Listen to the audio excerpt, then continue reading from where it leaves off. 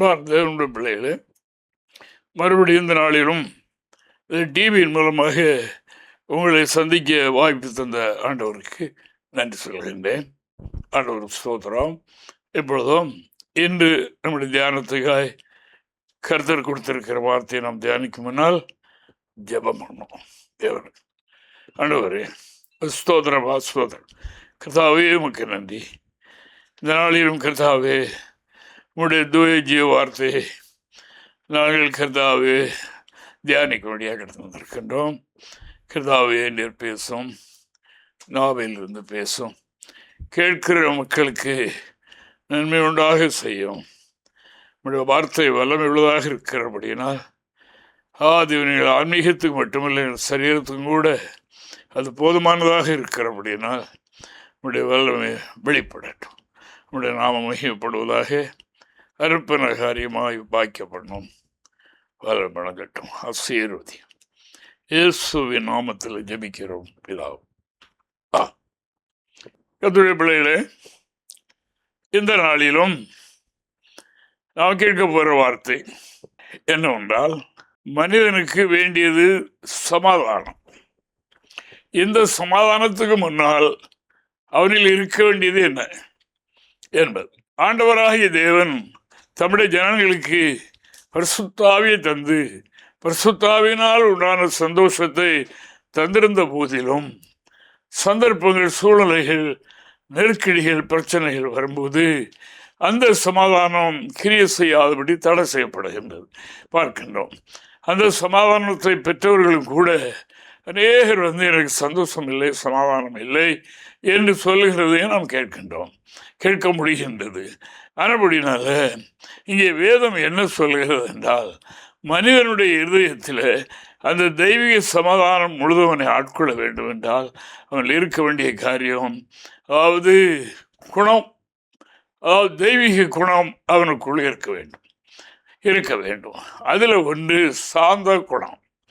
இந்த சாந்த குணம் இல்லாவிட்டால், சாந்த குணம் இல்லாத நிலையில் அநேக தீமைகள் அதிலிருந்து உற்பத்தி ஆகிறது. ஒரு மனிதனுக்கு ஏதாவது ஒரு பிரச்சனையில் சாந்த குணத்தை அவன் அடைந்திராவிட்டால் அது அவனுக்குள்ளே அது மறைந்திருந்து தங்கியிருந்து கிரியை செய்கிறதா இருக்குமானால் சந்தர்ப்பம் வரும்போது முழுதும் அவனுக்குள்ளே எரிச்சலும் கோபமும் பெருக ஆரம்பித்து விடுகின்றது. அது பெருகி பெற்றுக்கொண்ட மெய் சமாதானத்தை மறைத்து விடுகின்றது. அதை அனுபவிக்க விடாதபடி தடை செய்து விடுகின்றது. துக்கத்திலே மனுஷன் ஆழ்ந்து போகிறான் என்று நாம் காணுகின்றோம்.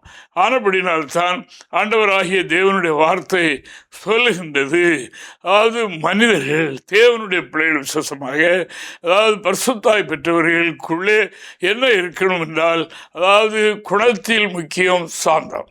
இந்த சாந்த குணம் இருக்கும்போது, அதாவது எவ்வளவு பெரிய சூழ்நிலைகள் ஏற்பட்டாலும் பெற்றிருக்கிற சமாதானம் அவனில் நிலை கொண்டு அது அவனில் நிறைந்தே இருக்கும். அது அவனை ரொம்ப ஆழ்த்தி விடாது, அமிழ்த்தி விடாது என்பதை நாம் இன்று அறிய வேண்டும் என்று ஆண்டவர் விரும்புகின்றார். வாசிப்போம் ஒரு வேத வாக்கியத்தை, 37ஆம் சங்கீதம் 11வது வாக்கியத்தை வாசிக்கலாம். சாந்த குணமுள்ளவர்கள் பூமியை சுதந்திரித்து மிகுந்த சமாதானத்தினால் மனமகிழ்ச்சியாக இருப்பார். தேவனுக்கு மகிமை. சாந்த குணமுள்ளவர்கள் அது அதாவது உலக வாழ்க்கைக்கும் உண்டு, பூமியை சுதந்திரித்துக் கொள்வார்கள். அப்படிப்பட்ட ஆசீர்வாதமும் உண்டு.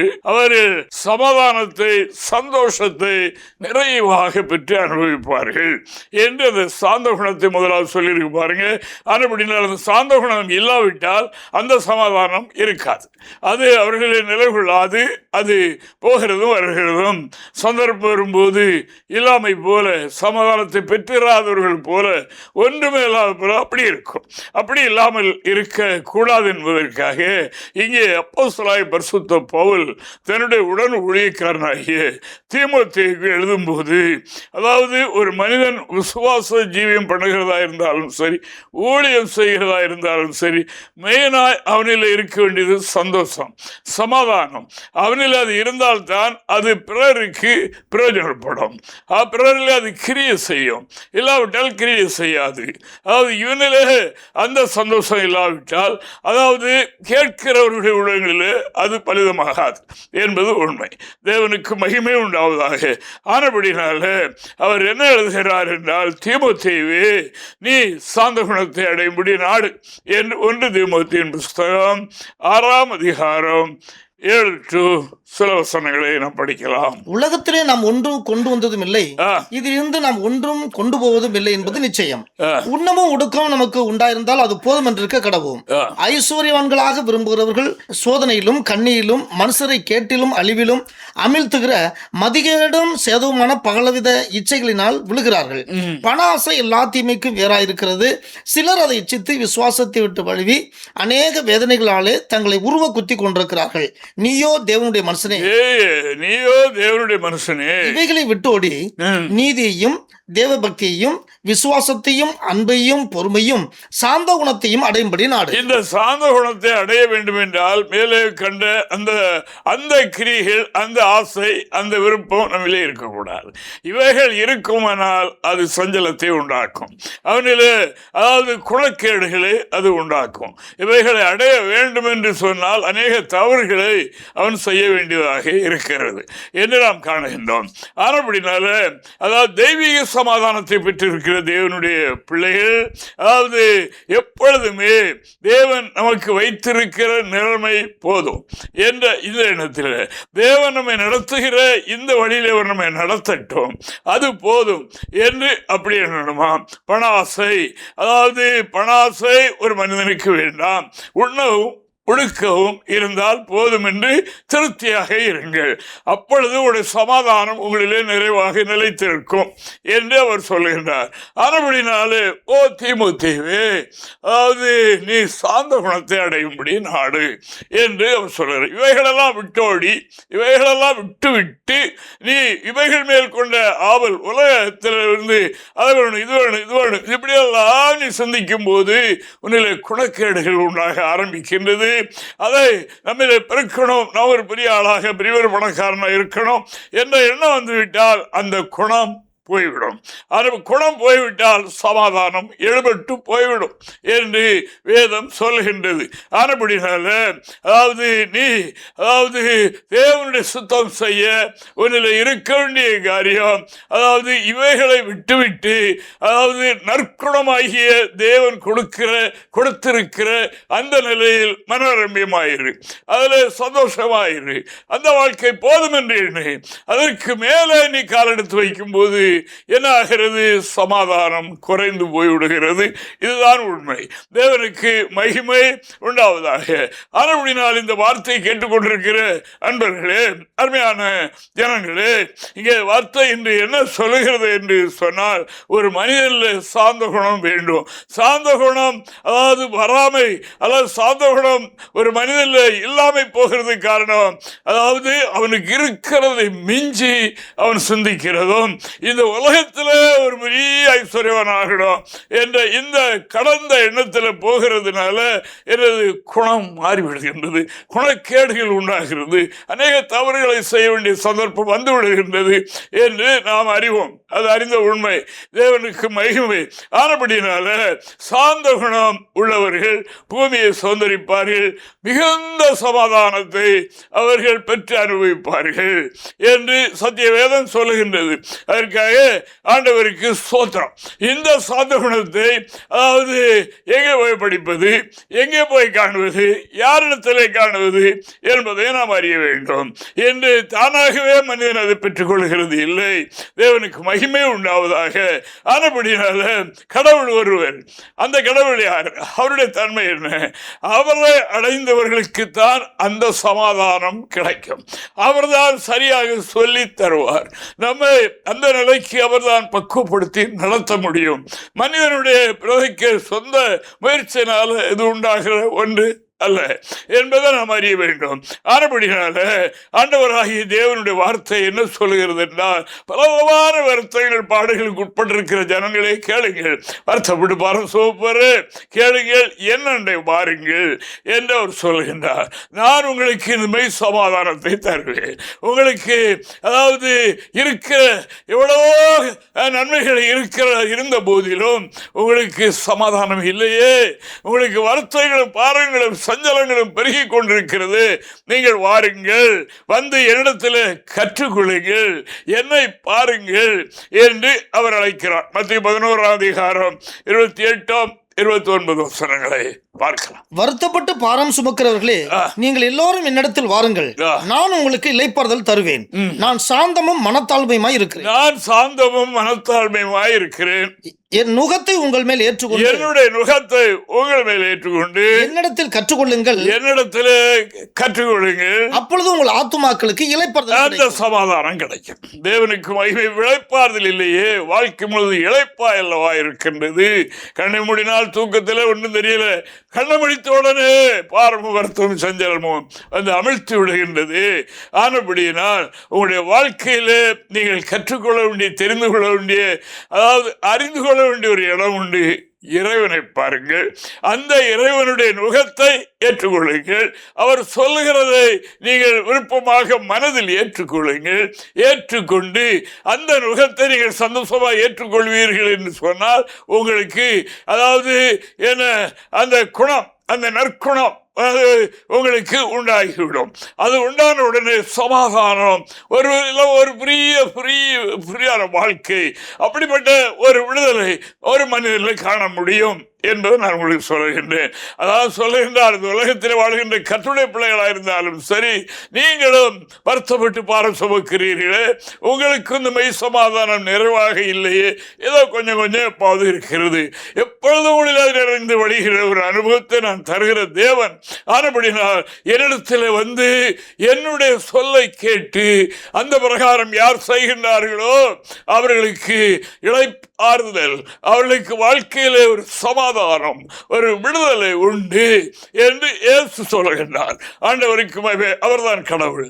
ஆண்டவராகிய தேவனுக்கு மகிமை. அவர்தான் அதை கொடுக்க முடியும். அவர் சொல்லுகிறார், நான் சாந்தமாயிருக்கிறேன். அதாவது கற்றுக்கொள்ளுங்கள் என்று, நான் கற்று தருகிறதை கற்றுக்கொள்ளுங்கள் என்று சொல்கிறவர் அல்ல. அதாவது என்னை பாருங்கள், அதாவது நான் சாந்தமுள்ள தேவன். ஆனபடினால அதாவது இப்பொழுது நீங்கள் கற்றுக்கொள்ளுங்கள், என்னை பார்த்து கற்றுக்கொள்ளுங்கள் என்று சொல்லுகின்றார். அப்படி ஒருவர் வேணும் அல்லவா? யார் காட்டுவது? காட்டுவதற்கு ஒருவர் இல்லையே. கிட்ட நீங்க போன எல்லாருக்கும் தான் சமாதானம் இல்லை என்ற அந்த தான் இருப்பார்கள், இருக்கிறார்கள், இருக்க முடியும் என்று வேதம் சொல்லுகின்றது. ஆனபடினால அதாவது உலகத்தின் மக்களுக்கு அவர் அருகோல் அறிவிக்கிறார். அவர் ஒரு தனிப்பட்ட தேசத்திற்கு, சமுதாயத்திற்கு, ஜாதிகளுக்கு மட்டுமல்ல, முழு உலகத்திற்கும் அவர் தேவன். அவர்தான் தேவன். அவர்தான் முழு உலகத்தின் பாவத்தை சுமந்து தீர்த்தவர். விடுதலை சம்பாதித்து வைத்திருக்கிறார். அதை வந்து பெற்றுக்கொள்ளுங்கள் என்று ஆண்டவர் சொல்லுகின்றார். என்னண்டை வாருங்கள், நுகத்தை ஏற்றுக்கொள்ளுங்கள், சொல்லியிருக்கிறவைகளை சொல்லுகிறவைகளை கடைபிடியுங்கள். உங்களுக்கு அதாவது இந்த சாந்த குணம் வந்துவிடும். அப்படினால் நான் சாந்தமாக இருக்கிறேன் அல்லவா? அதாவது நான் சாந்தமாக இருக்கிறேன் என்பதை நீங்கள் பார்த்து அதை கற்றுக்கொள்ளுங்கள். கற்றுக்கொண்டு அதை பெற்றுக்கொள்ள நாடுங்கள். அப்பொழுது அது உங்களுக்கு நிறைவாய் கொஞ்சமாய் அல்ல, ஓடுகிற நதியை போல, பொங்கி வருகிற சமுத்திரத்தின் அலையை போல பெரிய சமாதானத்தை கடவுள் வைத்திருக்கின்றார். அதை மறைப்பது குணக்கேடு என்று வேதம் சொல்லுகின்றது. அந்த குணக்கேடு மனிதனுக்குள்ளே மறைந்திருந்தால் சந்தர்ப்பம் வரும்போது கிரியை செய்யும். தேவனுக்கு மகிமை. இங்கே பாருங்கள், அதாவது மோசே என்று சொல்லப்படுகிற ஒரு பெருந்தலைவர், அவர் ஒரு பெரிய தேவனுடைய மனிதன், தேவனோடு முகமுகமாக பேசுகிற ஒருவர். ஆனால் அவர் முந்தைய காலம் எப்படி அவருக்கு பிடிக்காத ஒன்றை கண்டால் ஒரே அடியில் ஒரு மனிதனை கொண்டு விட்டார் என்று நாம் அறிகின்றோம். அவ்வளவு பெரிய மூர்க்கமான அவருக்கு இந்த சாந்த குணம் வந்து விட்டது. தேவனுக்கு மகிமை. அவரை போல பூமியிலே ஒருவரும் இல்லை என்று சொல்கின்றார். அவருக்கு விரோதமாய் நாவெழுப்பினால் ஆண்டவர் அதில் தலையிடுகின்றார் என்று நாம் காணுகின்றோம். அவருடைய சகோதரியும் சகோதரனும் அவருக்கு விரோதமாக பேச ஆரம்பித்தார்கள். பேச ஆரம்பிக்கும் போதுதான் ஆண்டவர் இந்த வார்த்தை சொல்கின்றார். என்னாகுமோ 12ஆம் அதிகாரம் 3வது வாக்கியத்தை வாசிக்கலாம். மோசையானவன் பூமியில் உள்ள சகல மனிதரிலும் மிகுந்த சாந்த குணமுள்ளவனாய் இருந்தான். உலகத்தில் உள்ள எல்லாரை விட மிகுந்த சாந்த குணமுள்ளவனாய் இருந்தான். வாசிங்க. சடுதியிலே கர்த்தர் மோசேயையும் ஆரோனையும் மிரியாமையை நோக்கி, நீங்கள் 3 பேரும் ஆசரிப்பு கூடாரத்துக்கு புறப்பட்டு வாருங்கள் என்றார். 3 பேரும் போனார்கள். கர்த்தர் மேகதூதனிலே இறங்கி கூடார வாசலிலே நின்று ஆரோனையும் மிரியாமையும் கூப்பிட்டார். அவர்கள் இருவரும் போனார்கள். அப்பொழுது அவர், என் வார்த்தைகளை கேளுங்கள். உங்களுக்குள்ளே ஒருவன் தீர்க்கதரிசியா இருந்தால் கர்த்தராகிய நான் தரிசனத்தில் என்னை அவனுக்கு வெளிப்படுத்தி சொப்பனத்தில் அவனுடைய பேசுவேன். என் தாசனாகிய மோசையோ அப்படிப்பட்டவன் அல்ல. என் வீட்டில் எங்கும் உண்மை உள்ளவன். வீட்டிலே உண்மை உள்ளவன். உலகத்திலே அவன்தான் சாந்த குணமுள்ளவன். தேவனுக்கு மகிமை. உலகத்திலே அவனை விட சாந்த குணமுள்ளவர்கள் யாருமே இல்லை. என்னுடைய வீட்டிலே அவன் உண்மை உள்ளவனாக இருந்தான். அவன் என்னை முகமுகமாக தரிசிக்கிறான். உங்களுக்குள்ளே ஒருவன் தீர்க்கதரிசியாக இருந்தால் சொப்பனங்கள் மூலமாக அவனுக்கு நான் என்னை வெளிப்படுத்துவேன். அவன் அப்படி அல்ல, என்னை முகமுகமாய் தரிசிக்கிறவன். எவ்வளவு பெரிய சந்தோஷம் பாருங்க. தேவனுக்கு மகிமை. அந்த கிருபையை இந்த மோசே பெற்றுக்கொண்டார் என்று நான் வேதத்தில் வாசிக்கிறோம். ஆனபடினால அந்த மோசையை பாருங்கள். நீங்கள் ஒரு கோபக்காரர்களாக இருக்கலாம், உங்களில் அநேக கடவுளுக்கு பிரியமில்லாத காரியம் இருக்கலாம். இந்த மோசே எதற்காக எழுதியிருக்கிறது என்றால், அப்படிப்பட்ட மூர்க்கமான குணமுடைய அவர் பூமியில் உள்ள அனைவரை விட ஒரு சாந்த குணமுள்ள புருஷனாக மாறிவிட்டார். அவர் அவ்வளவு சமாதானத்தை எப்பொழுதினாலும் தேவனோடு பேசக்கூடிய அந்த ஆற்றலை பெற்றவராக அவர் இருந்தார் என்று சத்தியவேதம் சொல்லுகிறது. தேவனுக்கு மகிமை. கர்த்தருடைய காரியத்திலே, கர்த்தருடைய வீட்டிலே உண்மை உண்மை உண்மை உள்ளவராக ஆண்டவர் என்ன சொல்கிறாரோ, என்ன பிளான் கொடுக்கிறாரோ அதில் புள்ளியும் தவறாமல் செய்கிற ஒரு மனிதன் மோசே என்று நாம் காணுகின்றோம். தேவனுக்கு மகிமை. ஆனபடினால குணம், சாந்த குணம் ஒரு மனிதனிலே அதாவது வரும்போது அவனுடைய தன்மை எத்தன்மையுடையது என்று நாம் காணுகின்றோம். அவனுக்கு விரோதமாய் மனதிலே சிந்திக்கிறவர்களையும் தேவன் எச்சரிக்கிறார் என்று நாம் காணுகிறோம். தேவனுக்கு மகிமை உண்டாவதாக. இது மோசேனுடைய தவறு அல்ல. மோசேனுக்கு அது எத்தியோப்பிய ஸ்திரீ ஒரு தடவை பாகம் பண்ணினார். அந்த காலத்தில் பண்ணிட்டு அது நிமித்தமாக இவர்கள் முறுமுறுத்தார்கள். அது மூலமாக இவர்களுக்குள்ளே பலவிதமாக அதாவது 2 பேரும் சகோதரனும் சகோதரியும் பேசிக்கொண்டார்கள். பலவிதமாக பேச ஆரம்பித்தார்கள். கர்த்தர் அதை கேட்டார். அதுபடினால ஒரு மனிதன் அதாவது குணம், சாந்த குணத்தை பெற்றுக்கொண்டால் அவன் பிரிய பாக்கியவான். அவன் தேவனுக்கு முன்பாக உண்மையுள்ளவனும், அவன் தேவனோடு முகமுமாய் பேசப்படுகிறவனும், உலகத்தில் உள்ள எல்லாருக்கும் மேலாக ஒரு சாந்த புருஷனாக இருக்கிறார் மோசே. ஆனபடியினால் இந்த நாளிலே அது தேவன் வைத்திருக்கிற தருகிற ஆசீர்வாதத்தை நாம் அனுபவிப்பதற்கு நம்மிலே இந்த குணம் வேண்டும்.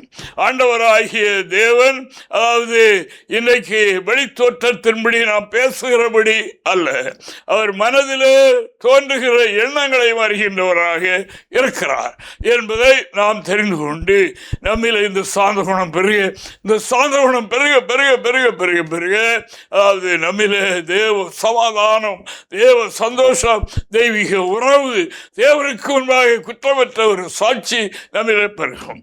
கர்த்தர் அவைகளை கொடுக்க வல்லவராக இருக்கிறார். அல்லேலூயா. தேவனுக்கு மகிமை உண்டாவதாக.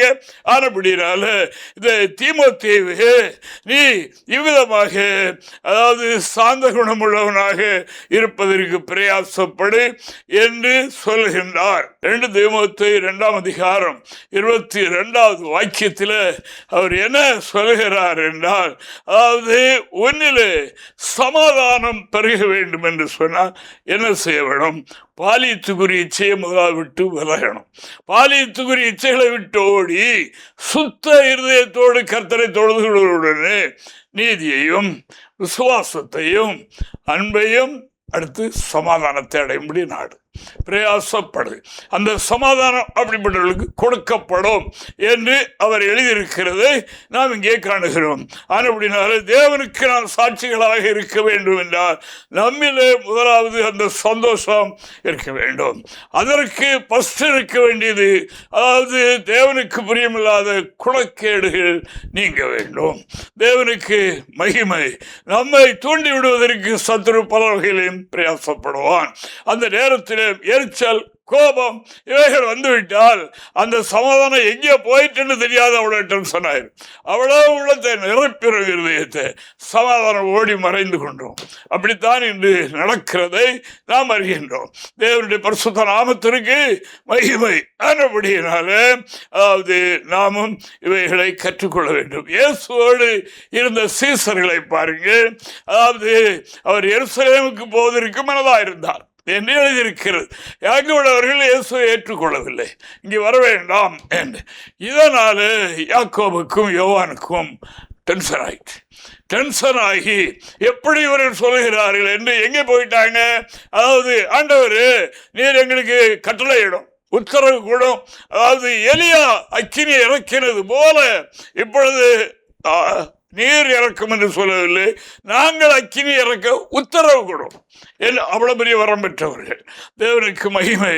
அவர்கள் வானத்திலிருந்து அக்கினியை இறக்கவும் அதாவது ஸ்டாண்டர்ட் உள்ளவர்கள். அவர்கள் உத்தரவு கொடும், எரித்திரும், அவர்களை கொண்டு போடும்.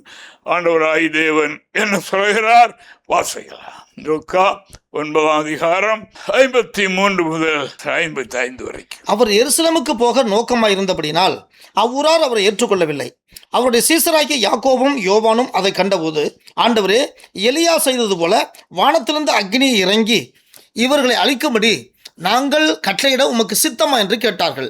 அவர் திரும்பி பார்த்து, நீங்கள் என்ன ஆவி உள்ளவர்கள் என்பதை அறியுங்கள் என்று அதட்டி, மனுஷகுமாரன் மனுஷருடைய ஜீவனை அழிக்கிறதற்கு அல்ல, ஜீவனை அழிக்க மனுஷகுமாரனாய் கிறிஸ்து பூமிக்கு வரவில்லை, ரட்சிக்கிறதற்கே வந்தார் என்றார். தேவனுக்கு மகிமை. தேவாவியை பெற்றவர்களுக்கும் வரம் பெற்றவர்களுக்கும் இப்படிப்பட்ட ஆத்திரங்கள் வந்துவிட முடியும் என்று.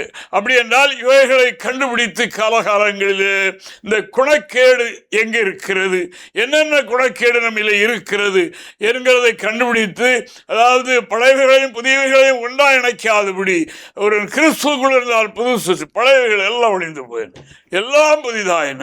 அந்த இருதயத்தில் அதாவது இந்த குணக்கேடு மற்ற கேடுகள் உள்ளத்தில் இருக்கிறது இல்லை. ஆனால் அந்த சந்தோஷ நிலை எப்பொழுதும் நிறைந்து கொண்டே இருக்கிறது என்று நாம் காணுகின்றோம். அதைத்தான் ஆண்டவராகிய இயேசு கிறிஸ்து அதாவது சம்பாதித்து வைத்தார். அவர் வரும்போது அதைத்தான் கொண்டு வந்தார்.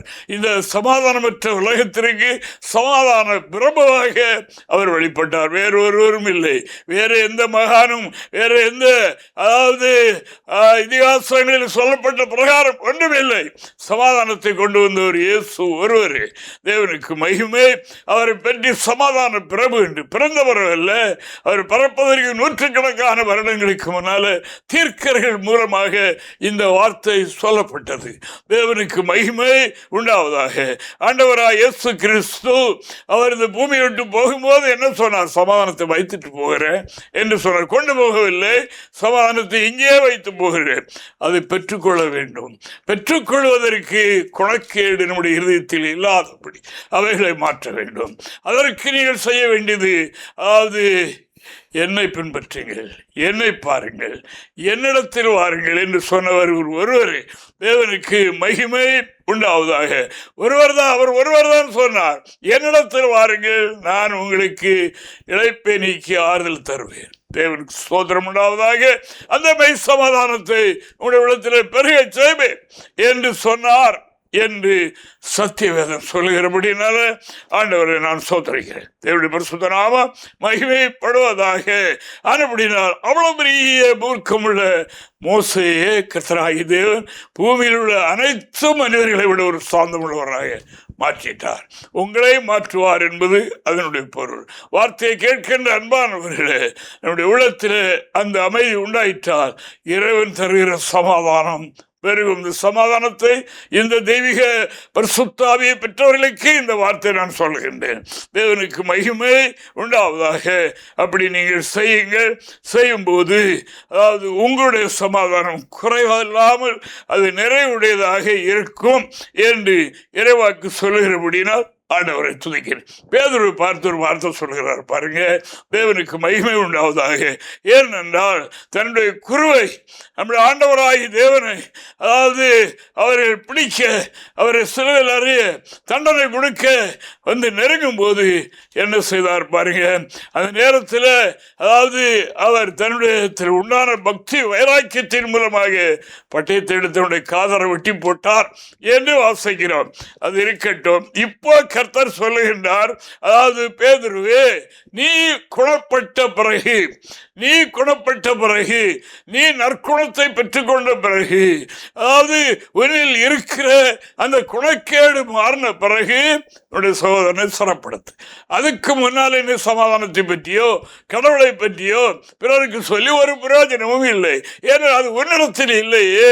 அப்படினாலே முதலாவது நீ குணப்படு என்று ஆண்டவர் சொன்னார் என்று கர்த்தருடைய வேதத்தில் வாசிக்கிறோம். தேவனுக்கு மகிமை. லூக்கா 22ஆம் அதிகாரம் 32வது வாக்கியத்தை நான் பார்க்கலாம். நானோ உன் விசுவாசம் ஒளிந்து போகாதபடிக்கு உனக்காக வேண்டிக் கொண்டேன். நீ குணப்பட்ட பின்பு உன் சகோதரனை ஸ்திரப்படுத்து. நீ குணப்படும்.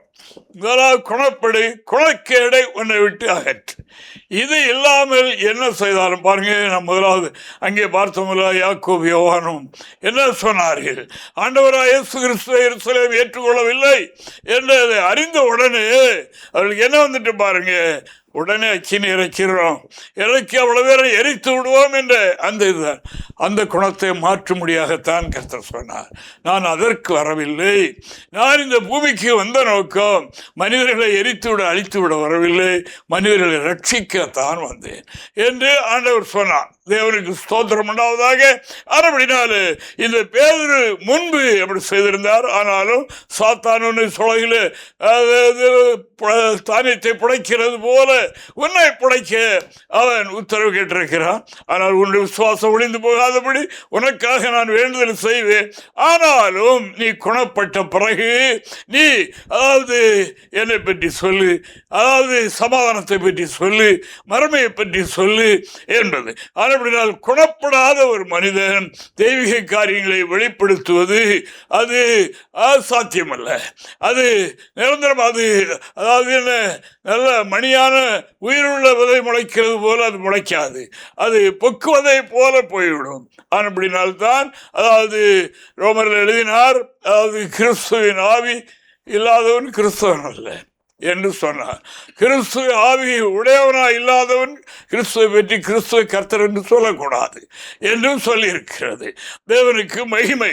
ஆனபடினால் இங்கே என்ன சொல்லுகிறார் என்று சொன்னால், அதாவது நீ போல குணப்படு, நீ குணப்படு, அதற்கு பிறகு உன்னுடைய சகோதரனுக்கு சொல், அவனை சிறப்படுத்தி அவனை திடப்படுத்து என்று சொன்னார் என்று இறைவாக்கு சொல்லுகிறபடினால் ஆண்டவரை நான் சோதரிக்கிறேன். நாமும் இந்த சத்தத்தை கேட்கின்ற அனைவரும் அந்த நிலை அடைந்து நம்மில் இருக்கிற முதலாவது சந்தோஷத்தை நாம் நிறைவாய் அனுபவிக்க நம்முடைய குணத்தை கண்டுபிடிப்போம்.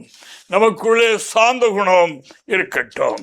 அந்த சாந்த குணம் இல்லாவிட்டால் இறைவன் தந்திருக்கிற அந்த பரலோக அந்த சந்தோஷம் நம்மில் அடிக்கடி மாறுகிறதும் குறைகிறதும் மறைகிறதுமாக இருக்கும். அவைகளை நாம் அப்புறப்படுத்திவிட்டு இதத்தில் மறைந்திருக்கிற நற்குணங்களை இன்றே நாம் தேடுவோம். அதற்கு இலக்கு இயேசு கிறிஸ்து. என்னென்ன வாருங்கள் என்று அழைக்கின்றார். நான் சாந்த மனத்தாழ்மையாக இருக்கிறேன், என்னிடத்தில் வந்து கற்றுக்கொள்ளுங்கள் என்று சொன்னார். தேவனுடைய பாதத்திலிருந்து கற்றுக்கொண்டு அந்த நிலை அடைவோம். கர்த்தர் அனைவரையும் ஆசீர்வதிப்பாராக. ஆமென். ஜெபம் பண்ணுவோம். அன்பின் ஆண்டவர் சோதனை நமக்கு நன்றி. கதாவி நம்முடைய வார்த்தை ஆதிவனு அனுப்பப்படுகிற காரியம் வாக்கிட்டு கேட்ட செவிகளில் மட்டுமல்ல இருதயத்திலும் பதியட்டும்.